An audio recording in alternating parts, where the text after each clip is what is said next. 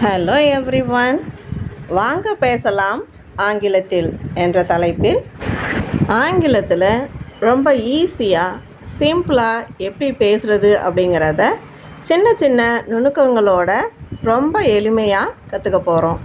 வாங்க படிக்கலாம். நாம் ஒரு சென்டென்ஸை பேசும்பொழுது யார் பேசுகிறா அப்படிங்கிறது ரொம்பவே முக்கியம். அந்த யார் பேசுகிறாங்க அப்படிங்கிறத தான் நம்ம சென்டென்ஸில் சப்ஜெக்ட் அப்படின்னு சொல்லுவோம். அந்த சப்ஜெக்டாக யாரெல்லாம் இருக்கிறான் அப்படின்னு பார்த்தீங்கன்னா, நான் செய்கிறேன். ஃபஸ்ட்டு நான் என்ன செய்கிறேன் அப்படிங்கிறத சொல்லலாம். அடுத்தது நீ செய்கிறாய், நீ என்ன செய்கிற அப்படிங்கிறத பற்றி சொல்லலாம். அடுத்தது நாங்கள் என்ன செய்கிறோம் அப்படிங்கிறத சொல்லலாம். இப்போ இந்த மூணை மட்டும் பார்த்துட்டு மீதி சப்ஜெக்ட்டுக்கு நம்ம போகலாம். ஃபஸ்ட்டு நான் என்ன செய்கிறேன், நீ என்ன செய்கிற, நாங்கள் என்ன செய்கிறோம், இந்த மூணு விஷயத்தை பார்ப்போம். இப்போ நான் அப்படிங்கிறது யாரை குறிக்குது அப்படின்னா ஐ. நான் அப்படிங்கிறது ஐ. நீ அப்படிங்கிறது யூ. நீ அப்படிங்கிறது யூ.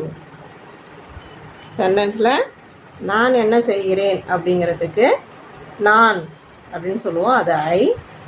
நீ யூ. நாங்கள் என்ன செய்கிறோம் அப்படின்னு சொல்கிறதுக்கு வி. இந்த மூணும் ஃபஸ்ட்டு நம்ம தெரிஞ்சுக்கலாம். இப்போ ஐனா எல்லாருக்குமே தெரியும் நான். இப்போ அந்த ஐங்கிறத வேறு யாருக்கும் நம்ம பயன்படுத்த மாட்டோம். ஐனா நான் தான். நீ அப்படின்னா யூ. இப்போ யூனா நீ அப்படிங்கிறது ஒருத்தரை குறிக்கும். அதுவே நிறையா பேர் இருந்தாலும், நீங்கள் அப்படின்னு நிறையா பேர் இருந்தாலும் யூ தான். இப்போ என்னடா ஒரு ஆள் நம்மளுக்கு சொல்லும்பொழுது யூங்கிறோம், இப்போ நிறையா பேர் இருந்தால் என்ன சொல்கிறது அப்படின்னு நம்ம யோசிக்கவே வேண்டாம், யூ. இப்போ ஐ, ஏற்கனவே நான் சொன்ன மாதிரி ஐனா என்னை பற்றி பேசுகிறதுக்கு நான் ஐ அப்படிங்கிற வார்த்தையை பயன்படுத்துவேன். இப்போ யூங்கிறது யார், யாரை பற்றி சொல்கிறதுக்கு யூவை சொல்லலாம் அப்படின்னு பார்த்தீங்கன்னா, எனக்கும் முன்னாடி இருக்கிறவங்க யூ. திரும்பவும் சொல்கிறேன் கவனிங்க. ஐங்கிறது நான், எனக்கு முன்னாடி யார் இருக்காங்களோ அவங்க யூ. எனக்கு முன்னாடி ஒருத்தர் இருந்தாலும் யூ தான், நிறைய பேர் இருந்தாலும் யூ தான். ரொம்ப சிம்பிள், அவ்வளோதான். என்னை பற்றி பேசுகிறதுக்கு ஐ, எனக்கு முன்னாடி இருக்கிறவங்க ஒருத்தராக இருந்தாலும் சரி, நிறைய பேர் இருந்தாலும் சரி, அவங்கள பற்றி பேசுகிறதுக்கு நம்ம பயன்படுத்துகிறது யூ. அடுத்தது இந்த வி யார் அப்படின்னு பார்த்தீங்கன்னா, இந்த வி அப்படிங்கிறதுல நானே இருப்பேன், எனக்கு முன்னாடி இருக்கவங்களும் இருக்கலாம், என்னை சுற்றி இருக்கிறவங்க. இந்த வீ இந்த முக்கியமாக என்ன அப்படின்னு பார்த்தீங்கன்னா, வீயில் நானும் இருப்பேன். நானும் என்னை சார்ந்தவர்களும் யூ இல்லாமலும் இருக்கலாம், அவங்க இருக்கவும் செய்யலாம். எனக்கு முன்னாடி இருக்கிறவங்க, என்னை சுற்றி இருக்கிறவங்க அப்படின்னு அவங்களையும் சேர்த்தும் சொல்லலாம். ரொம்ப சிம்பிளாக சொன்னேன்னா, என்னை உட்பட என்னையும் சேர்த்து என் கூட இருக்கிறவங்க தான் வி. ஸோ என்னையும் சேர்த்து என் கூட இருக்கிறவங்கள பற்றி நான் ஏதாவது சொல்லணும் அப்படின்னா வி. ஐனா நான், எனக்கும் முன்னாடி இருக்கிறவங்க யூ. வி அப்படின்னா என்னையும் சேர்த்து என் கூட இருக்கிறவங்க வி. நான் ஏன் ஐனா நான், யூனா நீ நீங்கள், வீணா நாங்கள்னு சொல்லாமல் இப்படி சொல்கிறேன்னா, இதை மனப்பாடம் பண்ணிவிடுவோம் சில நேரம். ஐனா நான், யூனா நீ நீங்கள், வீணா நாங்கள் அப்படின்னு மனப்பாடம் பண்ணிவிடுவோம். ஆனால் எங்கே பயன்படுத்தணும் அப்படின்னு தெரியாது. அதுக்காக தான் நான் இப்படி எக்ஸ்பிளைன் பண்ணிகிட்ருக்கேன். இதை இல்லாமல் வேறு என்ன வரலாம் அப்படின்னு பார்த்தீங்கன்னா, ஹீ. ஹீ. அடுத்தது என்ன வரலாம், ஷீ. அடுத்து என்ன வரலாம், இட். ஏற்கனவே நம்ம பார்த்த ஐ யூ வியை தவிர வரக்கூடிய வேறு சப்ஜெக்ட் என்னன்னு பார்த்தீங்கன்னா, ஹீ, ஷீ, இட். ஹீ அப்படின்னா அவன், ஷீ அப்படின்னா அவள், இட் அப்படின்னா அது. ஸோ இப்போ ஹீனா அவன் அப்படின்னு சொல்லியிருக்கோம். அதுலேருந்தே நம்மளுக்கு தெரியுது ஏதோ ஒரு ஆணை பற்றி பேசுகிறதுக்கு ஹீ. ஷீ அப்படிங்கிறது ஏதோ ஒரு பெண்ணை பற்றி பேசுகிறதுக்கு ஷீ பயன்படுத்துகிறோம். இட் அப்படிங்கிறது ஏதோ ஒரு பொருளை பற்றியோ விலங்கை பற்றியோ பறவைகளை பற்றியோ பேசுகிறதுக்கு அது அப்படிங்கிற வார்த்தை பயன்படும். இப்போ ஹீனா அவன் ஆணை குறிக்கிறதுக்கு அது சின்ன குழந்தையிலேருந்து பெரிய வயதானவர்களாக இருந்தாலும் சரி ஹீ தான்.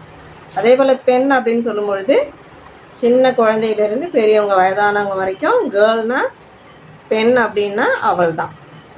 இப்போது ஒரே ஒரு ஆண் இருந்தால் ஹீன்னு சொல்லிட்டோம். அதை நிறையா பேர் இருந்தால் என்ன சொல்கிறது அப்படின்னா தே.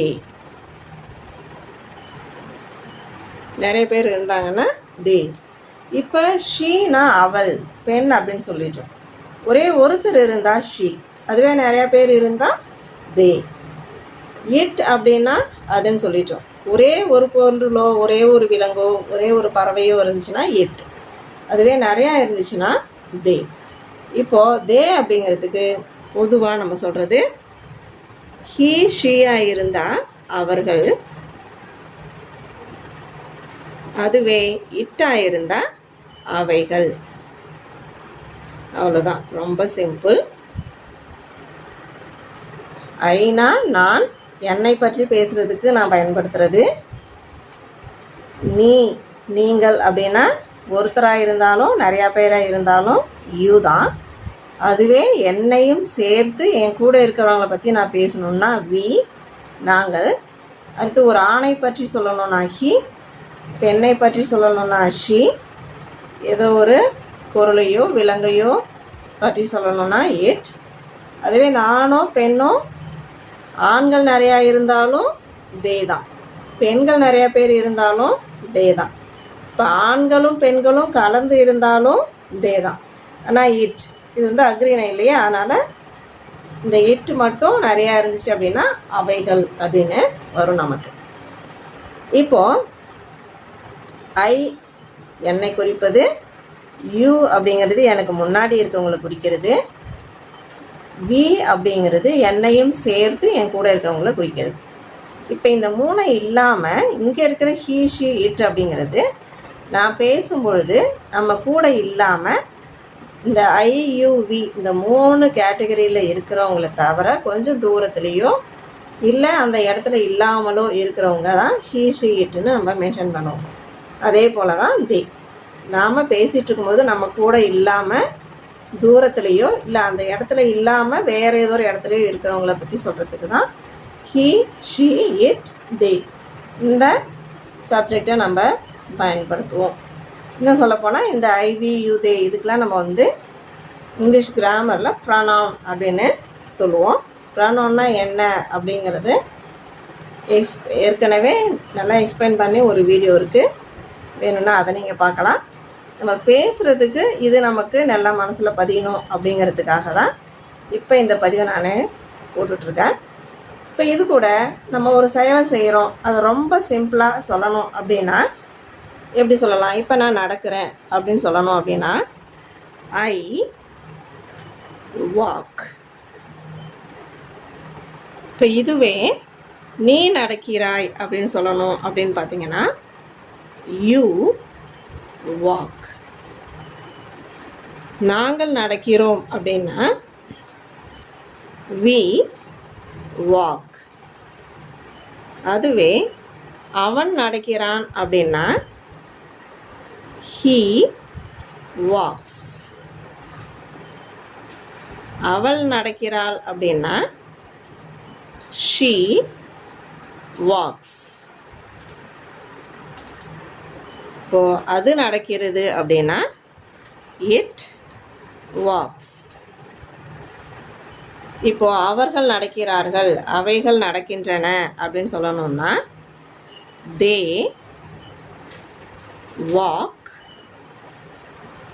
அவ்வளோதான், ரொம்ப சிம்பிள்.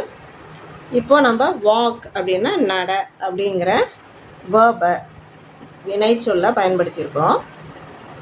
இந்த வாக்குக்கு பதிலாக நம்ம என்ன ஆக்ஷன் செய்கிறோமோ அந்த வார்த்தையை நம்ம பயன்படுத்திக்க வேண்டியதான். இதில் நீங்கள் கவனிக்க வேண்டிய இன்னும் ஒரே ஒரு விஷயம் இருக்குது. என்னென்னு பார்த்தீங்கன்னா, I walk, you walk, we walk, they walk சொன்னேன்.